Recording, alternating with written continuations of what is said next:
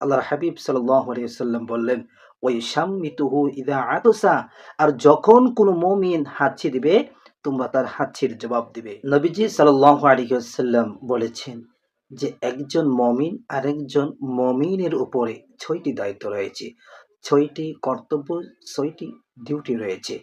হুজুর করিম সাল্লাল্লাহু আলাইহি ওয়াসাল্লাম বলেন, লিল মুমিনি আলাল মুমিনি সিত্তু খিসালিন ইয়াউদুহু ইদা মারিদা ওয়াশহাদুহু ইদা মাতা ওয়া ইউজিবু ইলা আখির।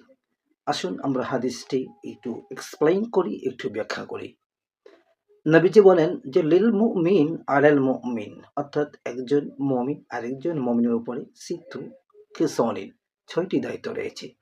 নাম্বার 1, ইয়াউদুহু ইদা মারিদ, যখন কোনো মুমিন অসুস্থ হবে তখন তাকে তার সেবা করবে। ইদা মারিদ, যখন অসুস্থ হয় তখন কি করবে? তার সেবা করবে।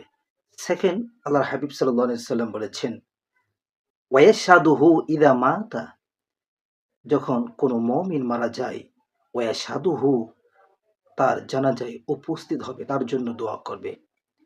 ওয়ায়ুজিবু, যখন কোনো মুমিন, ওয়ায়ুজিবু, তোমাকে ডাকবে, ইদা দাআহু, এবং তার ডাকে সাড়া দেবে। এই হচ্ছে ৩ নম্বর। আর হাবিব সাল্লাল্লাহু আলাইহি সাল্লাম বললেন, ওয়াইসাল্লিমু আলাইহি ইদা লাকিয়াহ, যখন কোনো মুমিন আরেকটি মুমিনের সাথে দেখা হবে, সাক্ষাৎ হবে, নবীজি সাল্লাল্লাহু আলাইহি সাল্লাম বললেন, তোমরা তাকে সালাম দেবে।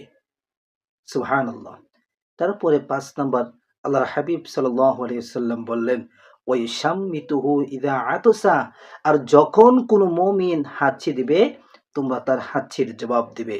তারপর নবীজি বলেন ৬ নম্বরে বলেন যে ওয়ায়ানসাহু লাহু ইদা গাবা আও শাহিদা, আর একজন মুমিনের কাজ হচ্ছে তার অপর ভাইয়ের জন্য অনুপস্থিত অথবা উপস্থিত থাকুক সর্বদাই তার জন্য দোয়া করা, তার জন্য কল্যাণ কামনা করা। এই হচ্ছে ৬টি দায়িত্ব।